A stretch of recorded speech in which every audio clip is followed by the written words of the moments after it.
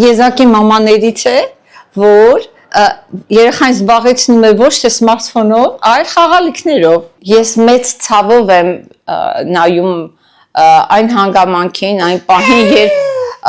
մտնում եմ հիվանդասենյակ, իսկ ծնողը, երբեմն երկու ծնողը, փոխարեն երեխային զբաղեցնելու, նրա համար երգելու, արտասանելու, նրա հետ խաղալու, տալիս են սմարթֆոնը երեխայի ձեռքը, իսկ իրենք նստում ու ակնթեթ նայում են երեխային, կարծես հրճվում են այդ երևույթով, երբ երեխան խաղում է սմարթֆոնով ու ինքը հանգիստ նստած է, իրենք անելու բան չունեն։ Ես չգիտեմ ինչ է դա ծուլություն է, դա չհասկանալ է,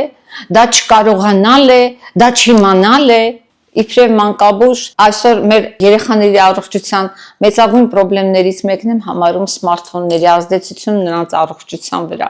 Սմարթֆոնները այո, այսօր իրողություն է եւ շատ կարեւոր մասն են կազմում մեր ամենօրյա ամեն աշխատանքի, կյանքի, առօրյայի եւ այլն, բայց երեխաները, ովքեր ամենից ավելի ենթակա են սմարթֆոնների բացական ազդեցությունների, համարում եմ ամենակարևորը ծնողի ու երեխայի միջև հոգեբանական սերտ կապի կորուստը,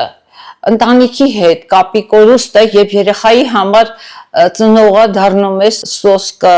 ռեսուրս, սոսկ ապահովող, իսկ սմարթֆոնը դառնում է իր համար մեկ հարազատը, ում հետ երեխան կապվում է, երեխան չի կարող վերահսկել էկրանային ժամանակը, երեխան չի կարող կոնտենտը կամ բովանդակությունը, որը նա թերթում է վերահսկել, եւ դա լիովին երեխային գլորում է ուղղակի սմարթֆոնային կախվածության մեջ։ Ես կոչ եմ անում այսօր պետք է միանանք, պետք է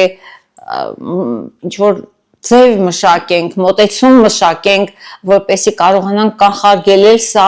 երբ երեխայի ձեռքը տալիս են սմարթֆոն, դեռևս այսպիսի հասակից։ Ես այսօր